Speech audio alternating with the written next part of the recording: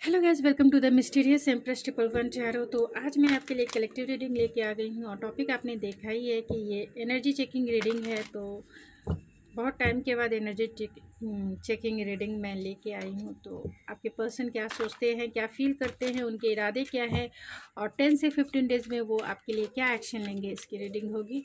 तो ये general reading होगी, कलेक्टिव रीडिंग होगी। जितना आपसे रेजोनेट होता है उतना ही आपका है, बाकी चीज़ें छोड़ दीजिए जो आपसे रेजोनेट नहीं होता है। और अगर रीडिंग रेजोनेट होती है तो आप चाहते हैं तो पर्सनल रीडिंग भी आप मुझसे बुक कर सकते हैं। मेरे इंस्टाग्राम आई डी ऐश्वर्या91 पे आप मैसेज सेंड कर सकते हैं एंड रीडिंग बाय कर सकते हैं, जहां मैं आपको सारी डिटेल्स प्रोवाइड कर दूँगी रीडिंग बाय करने की। तो प्लीज़ पहले मैं आपके रिलेशनशिप की करंट एनर्जी क्या है ये चेक कर लेते हैं, जिसमें आपकी करंट एनर्जी क्या है एंड आपके पर्सन की और आप दोनों की म्यूचुअल एनर्जी क्या है। तो प्लीज़ स्पिरिट बताएं, जो भी मेरे व्यूवर्स इस रीडिंग को देख रहे हैं उनकी एनर्जी क्या है इस रिलेशनशिप को लेकर, उनके पर्सन की एनर्जी क्या है स्पिरिट, एंड मेरे व्यूवर्स और उनके पर्सन की म्यूचुअल एनर्जी क्या है।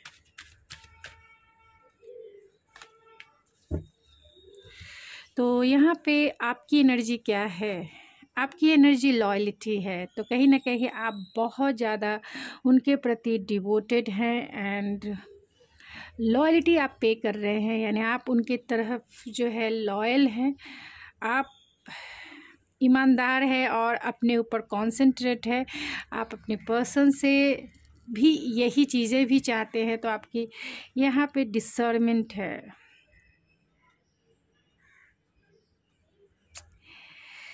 तो कहीं ना कहीं आपके पर्सन जो हैं फियरफुल हैं,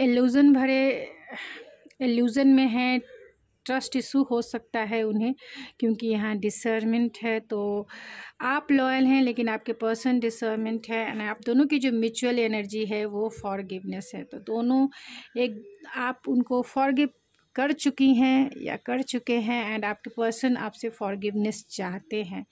तो कहीं ना कहीं दोनों एक दूसरे से फॉरगिवनेस चाहते हैं या फिर दोनों एक दूसरे को फॉरगिव कर देना चाहते हैं। और आपके पर्सन कहीं ना कहीं उन्हें ट्रस्ट इशू हो सकता है, फियर हो सकता है इस रिलेशनशिप में उन्हें, और इल्यूजन से भरे हुए इंसान हैं ये।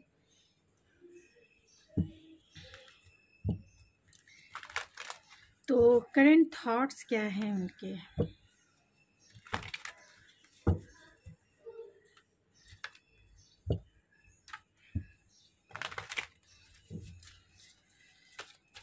तो प्लीज़ स्पिरिट बताएं मेरे व्यूवर्स जो भी इस रीडिंग को देख रहे हैं उनके पर्सन के करंट थॉट्स क्या हैं, करंट थॉट्स क्या हैं,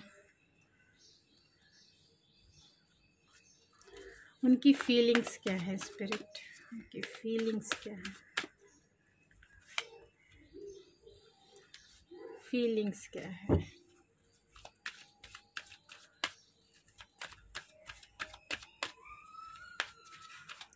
उनके इंटेंशन क्या है,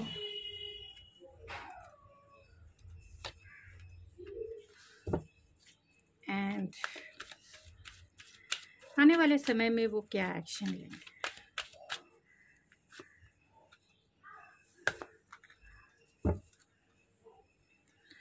बॉटम ऑफ द डेक है door to personal healing and happiness.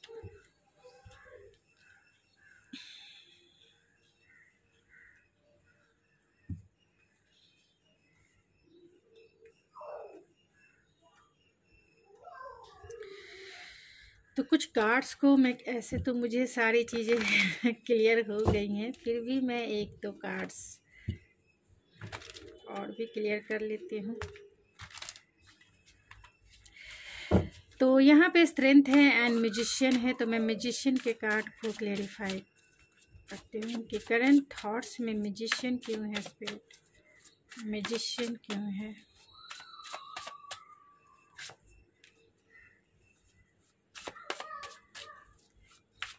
Angel of strength, angel of strength के कार्ड को क्लेरिफाई कीजिए।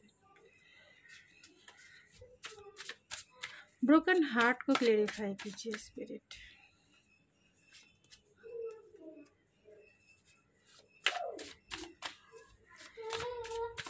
विक्ट्री को क्लेरिफाई कीजिए spirit.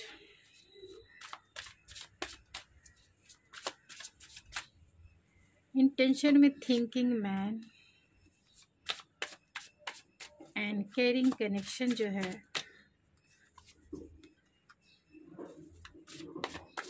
Caring connection,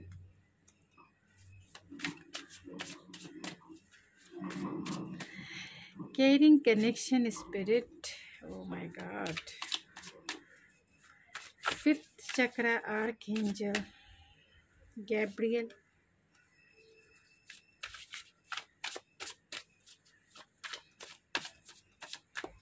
and second chakra and door to romance, door to personal healing and happiness। Bottom of the deck है 7 of wands. तो कहीं ना कहीं आपके पर्सन जो है डिफेंसिव हो सकते हैं, यानी बहुत फियरफुल है, क्योंकि ये सेकंड कार्ड ही मतलब उनके जो एनर्जी निकल के आई है वो कहीं ना कहीं डिसर्नमेंट की है, यानी इल्यूजन, ट्रस्ट इशू हो सकता है। फियरफुल इंसान है, फियर है इन्हें, एंड बहुत डिफेंसिव है। हो सकता है कि आपकी सिचुएशन में थर्ड पार्टी सिचुएशन हो, यानी आपके रिलेशनशिप में थर्ड पार्टी सिचुएशन हो सकती है, क्योंकि यहाँ 3 ऑफ कप्स भी है। तो थर्ड पार्टी आपको देखना है कि आपके रिलेशनशिप में थर्ड पार्टी कौन है, उनके पेरेंट्स हैं या आपके पेरेंट्स हैं, या फिर कल्चरल डिफरेंसेस है, या फिर रिलीजियस फैक्टर है, या फिर कोई अनदर रोमांटिक पार्टनर है। ये आपको तय करना है कि आपके रिलेशनशिप में थर्ड पार्टी कौन है, जिसकी वजह से आपके पर्सन जो है कहीं ना कहीं डिफेंसिव है, कहीं ना कहीं गार्डेड है।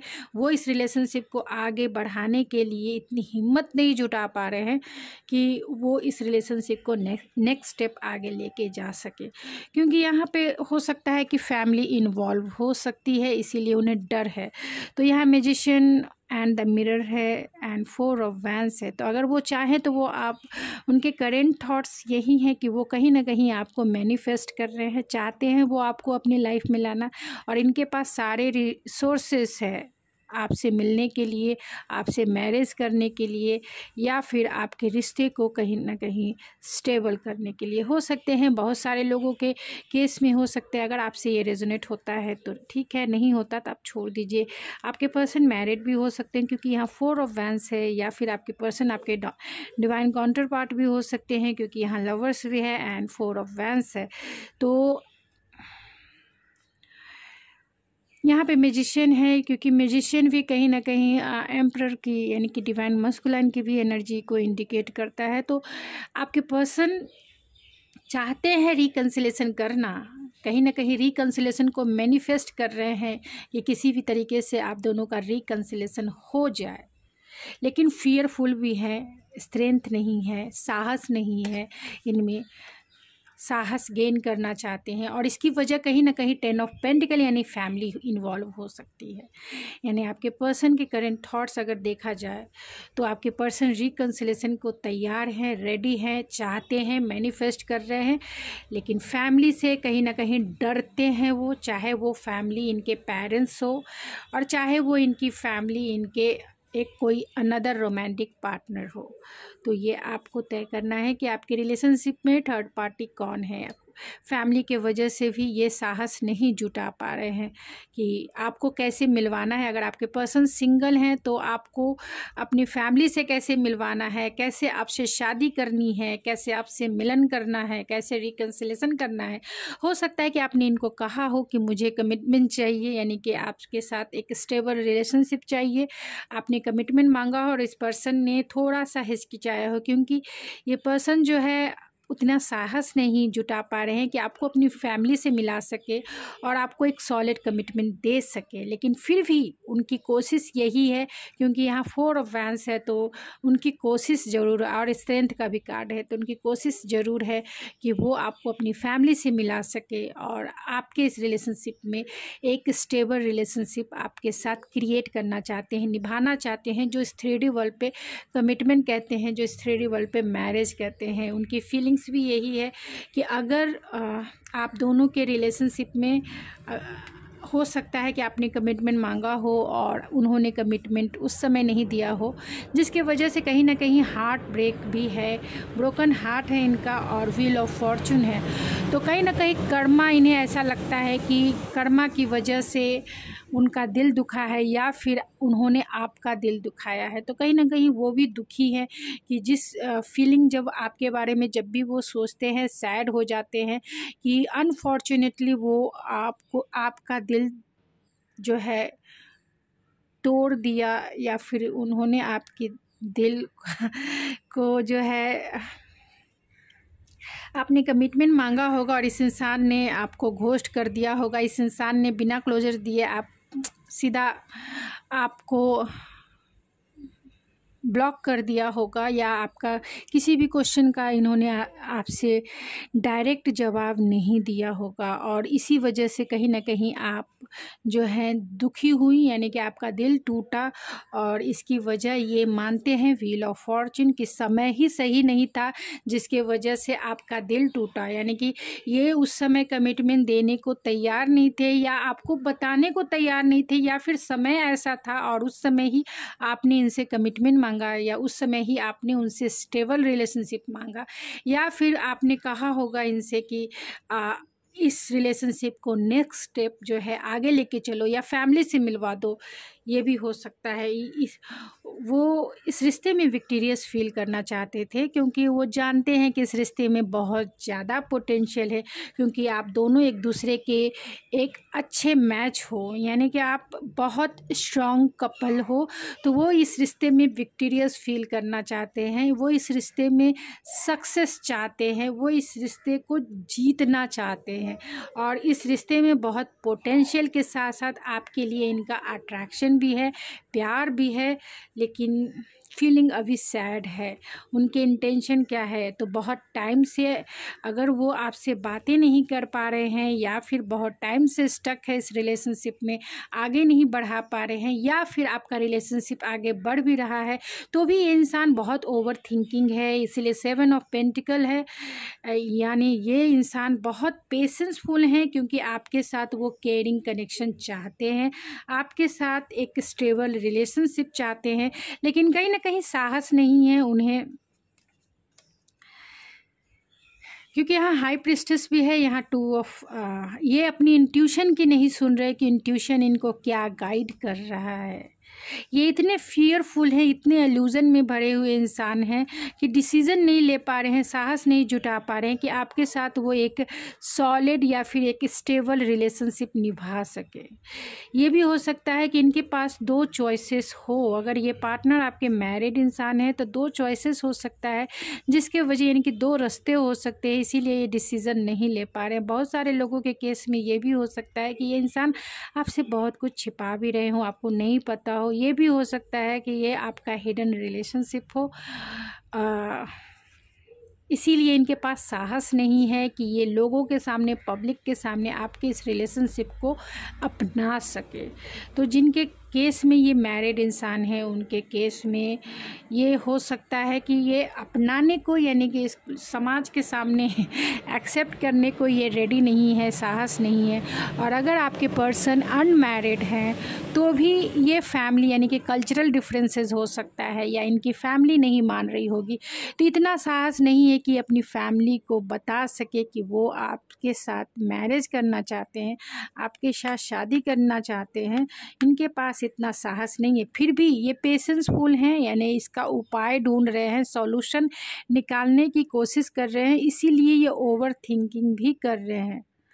ओवर थिंकिंग कर रहे हैं कि जो आप दोनों के बीच की सिचुएशन है उसका उस प्रॉब्लम का सॉल्यूशन निकाला जाए, ऐसा सॉल्यूशन निकाला जाए जिसमें आप उनके साथ हमेशा रहो, आप उनके साथ हमेशा इस लाइफ में एग्जिस्ट करो, यानी आप उनके साथ हमेशा चलो, आप उनके साथ हमेशा रहो, आप उनके साथ एक केयरिंग कनेक्शन मीन्स एक मैरिज के बंधन में हो या फ्रेंडशिप के बंधन में, जो भी आपकी जैसी भी सिचुएशन है, यानी आपको अपने साथ रखना चाहते हैं। उनका एक्शन क्या होगा, तो ये तो थॉट चक्रा कहीं ना कहीं ब्लॉक हो सकता है आपके पर्सन का,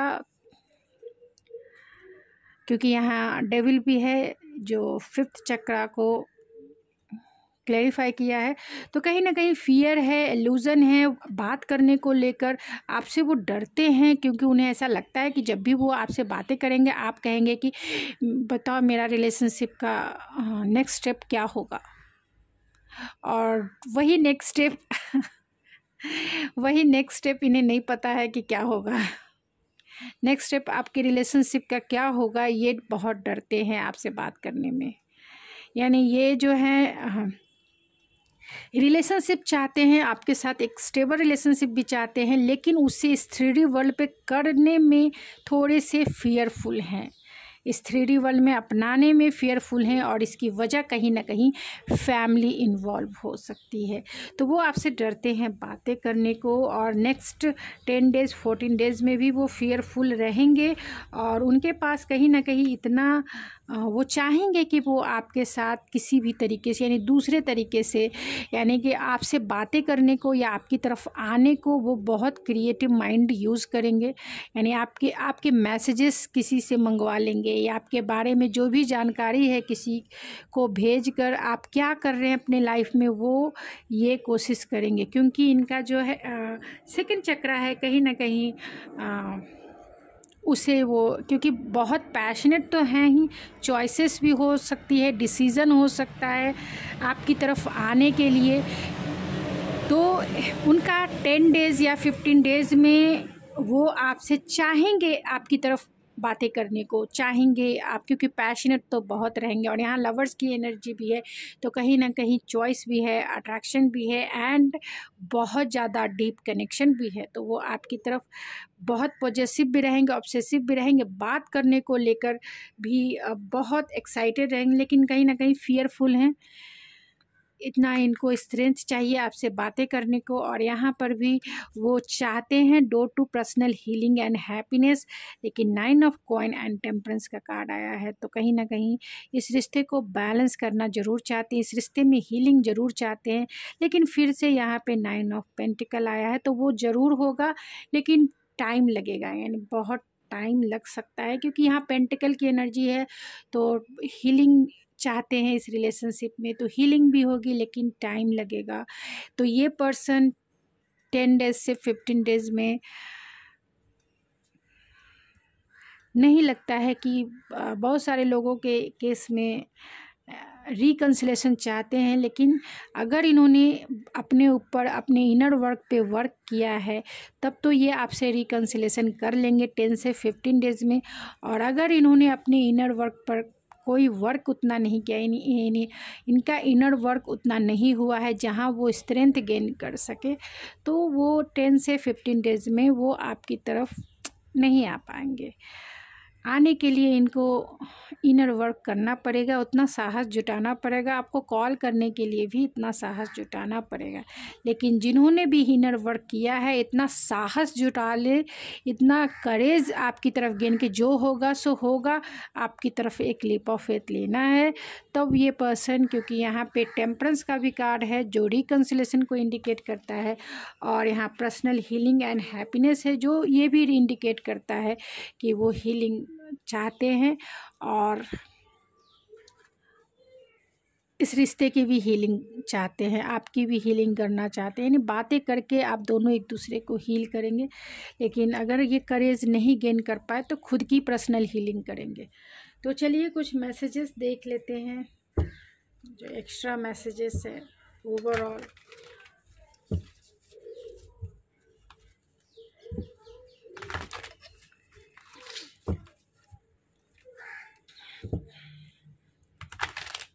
और जिनके पर्सन मैरिड हैं तो उनके पास चॉइसेस है, इसी के वजह से ये इंसान बहुत फियरफुल हैं, और ये इंसान कुछ नहीं करेंगे। जिनके पर्सन मैरिड हैं उनके लिए मैं ये बात कह रही हूँ कि जिनके पर्सन मैरिड हैं, क्योंकि यहाँ लवर्स का कार्ड है एंड सैक्रल चक्रा है, सेकंड चक्रा यानी आर्कएंजल एरियल है, तो इनके पास चॉइसेस है। क्योंकि ये मैरिड हैं तो ये अपने शादी के खिलाफ, शादी के अगेंस्ट नहीं जाएंगे, और इस रिश्ते को जैसा चल रहा है वैसे ही चलने देंगे, यानी ये आपकी तरफ नहीं आएंगे।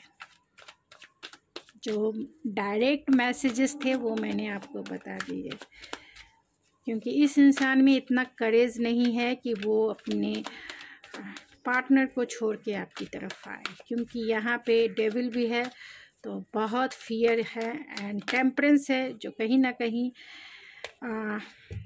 मैरिड, अगर आप मैरिड हैं उस केस में टेम्परेंस की एनर्जी कुछ ना करने वाली होती है, सिर्फ हीलिंग के सिवा कुछ नहीं। तो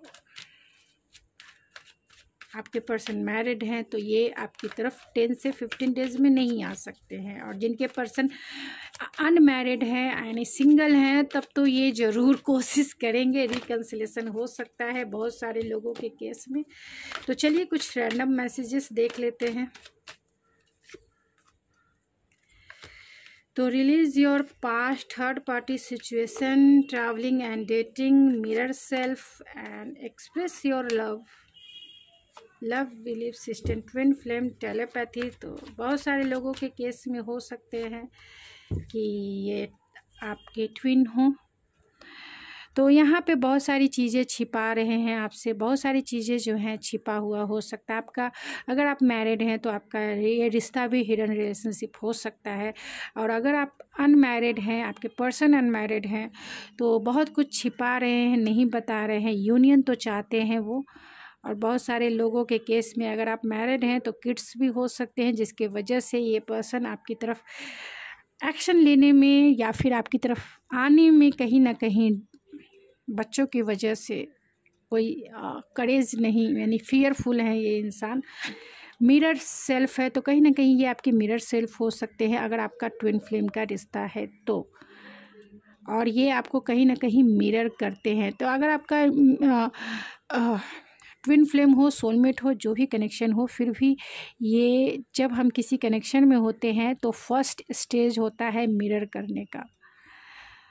तो क्योंकि हमारी एनर्जी एक दूसरे को रिफ्लेक्ट करती है, तो आपका कहीं ना कहीं वो आपको मिरर करते हैं। एंड रिलीज़ योर पास्ट है, तो जो भी आप दोनों के बीच में हुई है तो ये पर्सन चाहते हैं कि उसे रिलीज़ करके करेज गेन करके आपकी तरफ आए, अपना प्यार भी वो आपसे जताना चाहते हैं। आप दोनों के रिलेशनशिप में थर्ड पार्टी सिचुएशन हो सकती है एंड आपको पता हो सकता है कि थर्ड पार्टी कौन है। लव बिलीफ सिस्टम हो सकता है, यानी उनका बिलीफ सिस्टम प्यार के प्रति अलग हो सकता है, यानी कुछ लोगों के लिए प्यार बहुत इम्पॉर्टेंट हो सकता है, क्योंकि जिस वे में भी अपब्रिंगिंग होती है लोगों की, उस माहौल में बहुत traditional believe and values and cultural religious ये सब के हिसाब से लव की डेफिनेशन भी अलग हो जाती है। नहीं कि लव की डेफिनेशन भी अलग हो जाती है। किसी के लिए प्यार का मतलब हो जाता है शादी, किसी के लिए प्यार का मतलब कमिटमेंट, किसी के लिए प्यार का मतलब अगर ये शादीशुदा हैं तो एक्स्ट्रा मटेरियल लव अफेयर। मतलब सब अपने अपने वे में इस लव को डिफ़ाइन करते हैं, डिस्क्राइब करते हैं, लेकिन लव का मतलब मैं आपको बता दें, लव और रिलेशनशिप में अंतर होता है। रिलेशनशिप का मतलब एक पार्टनरशिप होता है जो दो लोगों का काम होता है, यानी उस पार्टनरशिप में दो लोगों का इन्वॉल्वमेंट होना ज़रूरी है। दो लोग एक साथ दो लोगों का एक साथ काम करना ज़रूरी है, यानी दो लोगों का टाइम और एनर्जी इक्वल वे में लगना चाहिए, तभी वो रिलेशनशिप नेक्स्ट स्टेप आगे बढ़ता है। किसी ने भी अगर अपने पार्टनरशिप में अपना टाइम और एनर्जी नहीं लगाया या फिर कम लगाया, इक्वल नहीं रहा, तो वो रिश्ता कहीं ना कहीं टूट ही जाता है। तो रिश्ते में टाइम और एनर्जी का जो बैलेंस है, यानी इक्वल गिव एंड टेक का बैलेंस चाहिए होता है, उसे ही हम रिलेशनशिप कहते हैं, उसे ही हम पार्टनरशिप कहते हैं, और वही कमिटमेंट होता है। पार्टनरशिप का मतलब ही कमिटमेंट हो गया। लव का मतलब हमारी इमोशन जो होते हैं, क्योंकि हम ह्यूमन बीइंग हैं, हमारी जो स्वीट इमोशन होते हैं हम उसे लव कहते हैं, क्योंकि हम ह्यूमन बीइंग हैं, हमें किसी से भी प्यार हो सकता है। और सुबह की किरण से भी प्यार हो सकता है, खिलता हुआ फूल देखकर भी प्यार हो सकता है, ठंडी ठंडी हवा को फील करके भी उससे प्यार हो सकता है, पत्तों को देखकर भी प्यार हो सकता है, चिड़ियों की चहचहाती हुई आवाज़ को सुनकर उससे प्यार हो सकता है, बटरफ्लाई तितलियों को देखकर उससे प्यार हो सकता है। तो प्यार प्यार जो है बहुत एक स्वीट, ये हमारी इमोशन का एक सबसे प्यारा फीलिंग्स है, प्यारा सबसे स्वीट फीलिंग्स है जो किसी से भी होता है। ऐसा ज़रूरी नहीं है कि कोई एक पार्टनर को देखते ही उसी से प्यार करना है बाकी और किसी से प्यार नहीं करना है, मतलब फिक्स है। माँ का प्यार अलग, रिलेशनशिप का प्यार अलग, बच्चे का प्यार अलग, ऐसा नहीं है।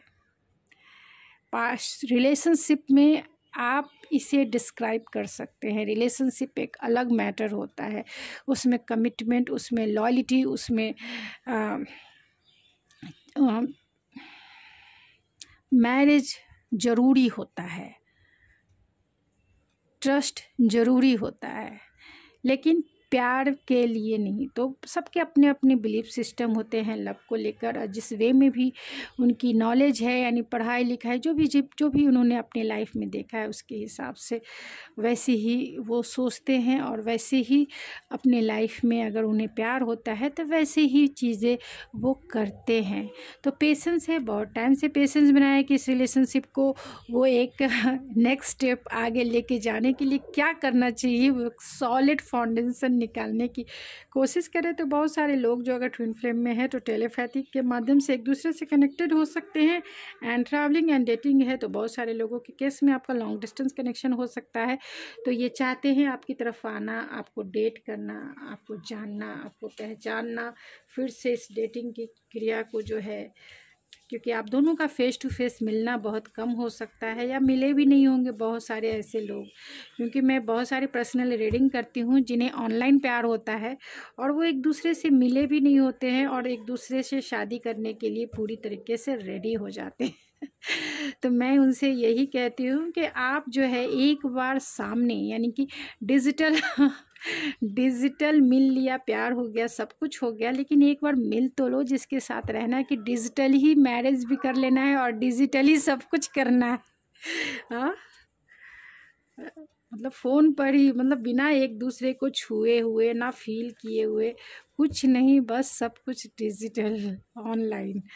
तो प्लीज़ आप उन्हें छू कर देखें, उन्हें फ़ील करके देखें, उन्हें उनकी आँखों को देखें, उनके आप जो चीज़ें मोबाइल पर देखते हैं, ऑनलाइन आपकी बातें हो जाती हैं, लेकिन फिर भी एक फ़ीलिंग बहुत ज़रूरी होती है, एक वाइब्रेशन ज़रूर फ़ील करना होता है, एक टच की एक अलग अनुभव होता है, आप उसे ज़रूर फ़ील करें, तभी आप रिश्ते में आगे बढ़ें। नहीं तो वो रिश्ता स्टॉप करके रखें कि नहीं, पहले मिलना है, बातें करना है, तब देखते हैं आगे क्या करना है। क्योंकि मैं बहुत सारी रीडिंग में सबको यही कहती हूँ, मिलो भाई, साथ में मिलो, रहो, देखो, क्योंकि फीलिंग्स एक अलग फीलिंग्स होती है। मैं कार्ड्स निकाल के एक ही बार, तो you complete me and my heart is yours forever. I love you forever and how much I love you. And जो कार्ड्स निकल के आए हैं, I want to kiss you, please forgive me and I promise always treat you like a queen and you are the beat of my heart and will you marry me because you make me happy. तो क्या आप शादी करेंगे उनसे, क्योंकि आप उन्हें कहीं ना कहीं खुश करती हैं, उनकी लाइफ की हैप्पीनेस है। And I look at you the see, look at you and see the rest of my life in front of my eyes. तो वो जब भी आपको देखते हैं तो वो अपनी सारा जीवन अपनी आँखों में देखते हैं आपके साथ, कि उनका आगे का जीवन जो है कितना सुंदर होगा।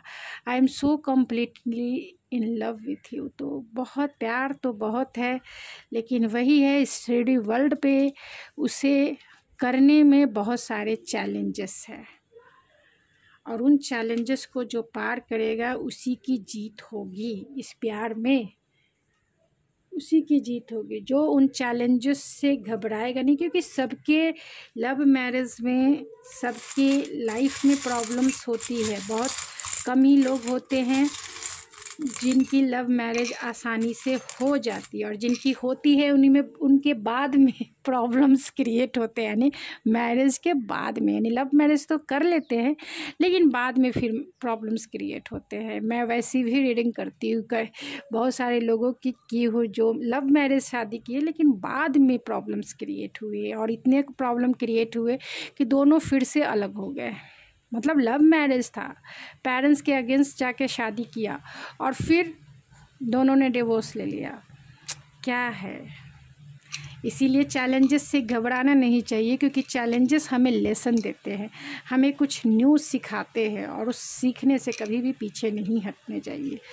तो यहाँ पे बटरफ्लाई है एंड तो बहुत ज़्यादा ट्रांसफॉर्मेशन उनमें आ रही है, अपना पर्सपेक्टिव चेंज कर रहे हैं वो। एंड गिटार है, तो कहीं ना कहीं सिंगिंग आप दोनों के बीच में इन्वॉल्व हो सकती है। इस रिश्ते को प्रोटेक्ट करके रखना चाहते हैं एंड चाहते हैं प्रोटेक्शन, गॉड का इंटरवेंस चाहते हैं कि गॉड उनके इस रिलेशनशिप को प्रोटेक्ट करके रखे।